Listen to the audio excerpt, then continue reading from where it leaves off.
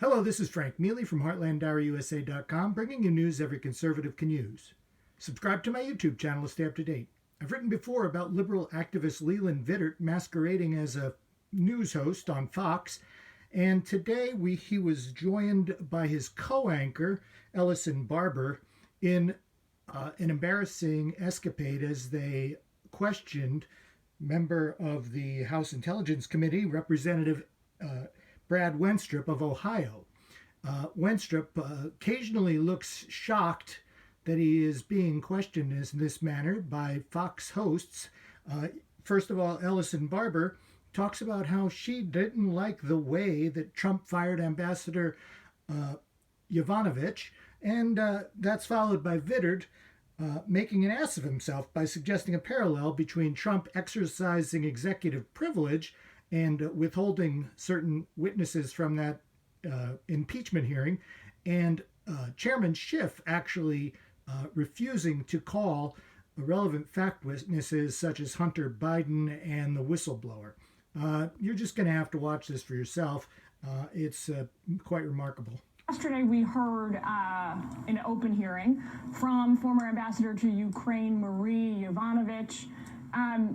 Do you agree with President Trump's decision to fire her from her post in Ukraine? And do you agree with the manner in which he did it? Yesterday, she laid out a strong case that Rudy Giuliani led a smear campaign against her, and President Trump kind of just let that fly. Well, the first thing I want to say is that an impeachable offense? Is that what we're talking about here? Because isn't this what this is supposed to be about? But, sir, I asked you a question, which is, do you agree with President Trump's decision to fire her? Hold on. Will you let me answer your question? Yes, please. Okay.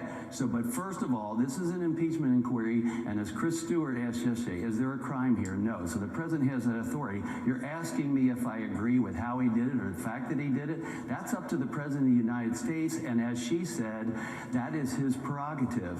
And I can tell you that the same thing happened in Poland, because in Warsaw, they said that we don't really think that this ambassador, that's a holdover, is in sync with this president, and they made the change there.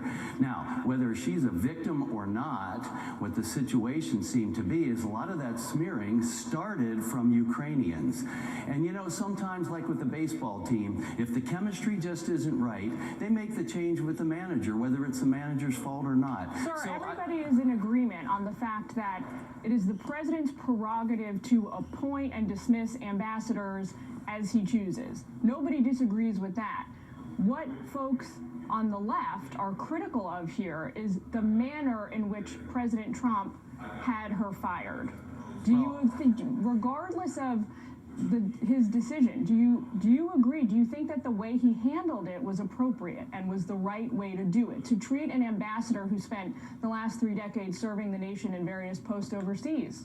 Well, that's not up for me to say, to be honest with you, because the president's going to do... Well, because I'm not the president of the United States and I'm not the ambassador. I'm here in Congress, and I am having to deal with what the rules of engagement are in this world, and what the laws are, and what the procedure is. Let's get to the issue, though, about what the rules are. And you spoke about who was and was not being called to testify. You were alluding, of course, to the fact that there's a number of Democrats that Republicans want to have testify, Hunter Biden probably being target number one for Republicans. And you're crying foul on that, saying that Hunter Biden should be there, correct? Well, I think that is one of the witnesses that we would like to hear from, and we're being denied that, yes. So the question is, why is it okay for Democrats to deny, or what I should say, why is it wrong for Democrats to deny Hunter Biden being there, but it's okay for President Trump to keep John Bolton or Mick Mulvaney or a number of other White House officials from testifying? Well, one of the things that I would say is through this process is that the White House isn't allowed to have any consult there. They're not allowed to defend themselves. That kind of seems like a wait, hold on. The sequitur, that seems like a non sequitur between Mick Mulvaney or John Bolton isn't allowed to be there because they don't have counsel? Well, there's two things. One is executive privilege, which has always existed.